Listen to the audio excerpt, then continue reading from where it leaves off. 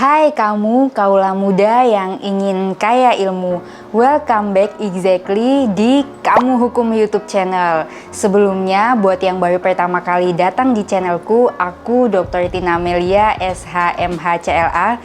Di channelku ini, aku suka banget sharing kepada kalian mengenai edukasi hukum yang dikemas secara ringan dan menarik, woman empowering, lifestyle, dan hobi. Stay tune ya!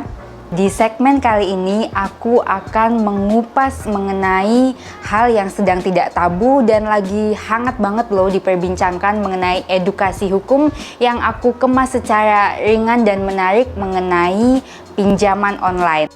Nah, sebelum lebih lanjut membahas mengenai perlindungan konsumen terhadap pinjaman online, sebelumnya kita semua mesti menyamakan persepsi mengenai apa itu pinjaman online.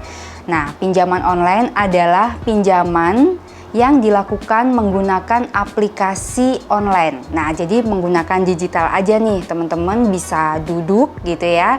Nah, caranya dengan mengunduh aplikasi pinjaman online, kemudian melakukan verifikasi pendaftaran hanya bermodal KTP dan nomor rekening saja, teman-teman bisa dengan mudah meminjam online.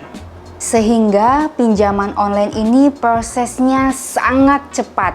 Nah, syaratnya juga kalian hanya harus berumur 18 sampai 21 tahun minimal, telah memiliki KTP dong tentunya. Selain itu kalian punya nomor rekening dan pinjaman tersebut akan sangat mudah cair dalam hanya waktu beberapa menit saja. Nah, kalau berbicara tentang pinjam-meminjam, baik itu pinjaman langsung maupun pinjaman online, maka basic dari legalitinya adalah perjanjian.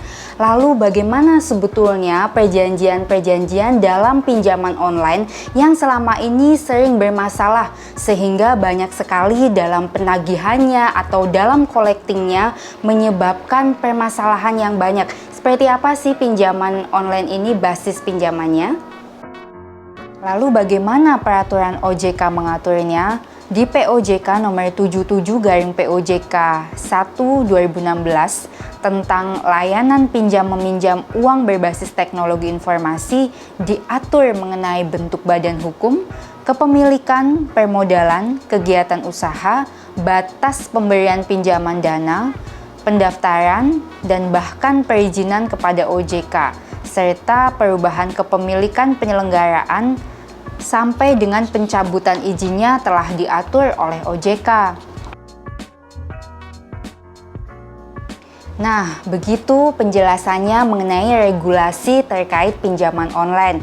Kita tadi udah membahas mengenai pinjaman online itu dilakukan dengan kesepakatan klausa baku. Oleh karenanya, pada saat-saat tertentu di mana kita tidak memiliki banyak pilihan meminjam dengan klausa baku yang telah ditentukan, maka kita harus berhati-hati memastikan bahwa pinjaman online yang kita lakukan memang legal dan tidak ilegal, karena dampaknya kita dapat dikejar-kejar oleh debt collector, collecting yang bahkan menyebarluaskan nama baik kita menjadi buruk atas collecting tersebut.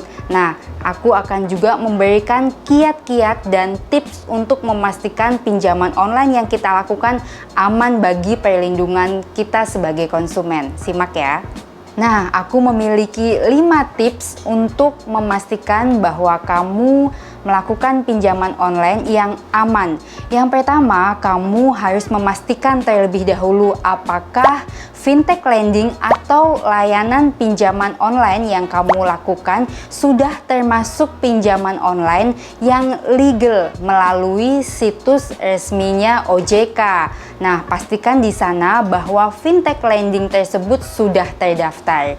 Kemudian, yang kedua, jika sudah terverifikasi, maka kamu harus melakukan pengisian data yang sesuai dengan yang memang ada. Kemudian yang ketiga, pastikan kamu membaca syarat dan ketentuan dengan detail. Jangan sampai ada yang terlewat ya. Kemudian yang keempat, perhatikan tanggal jatuh tempo pinjaman online tersebut.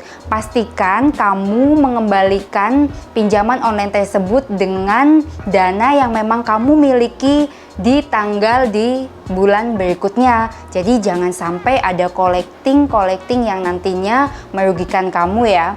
Dan yang kelima, pastikan kamu juga memperhatikan pasal demi pasal dan klausul-klausul dalam perjanjian tersebut sehingga tidak ada yang mispersepsi. Nah, itu tadi pemaparan mengenai perjanjian online, perlindungannya bagi konsumen, serta kiat-kiat supaya kamu bisa memastikan pinjaman online yang kamu lakukan aman bagimu. Nah, jangan lupa bagi teman-teman yang mungkin punya niat untuk melakukan pinjaman online, perhatikan hal-hal yang aku sampaikan tadi ya. Serta mungkin saat ini ada yang sedang mengalami pinjaman online yang bermasalah, di mana fintech lendingnya itu tidak terdaftar di OJK. Nah, kalian bisa ya berbagi di kolom komen, kita bisa chit-chat dan diskusi mengenai itu. Nah, stay safe ya dengan pinjaman online. Sampai jumpa di segmen lain yang tentunya lebih menarik. Jangan lupa untuk selalu mengikuti channel ini ya, supaya aku selalu semangat berbagi hal positif untukmu. Salam sehat.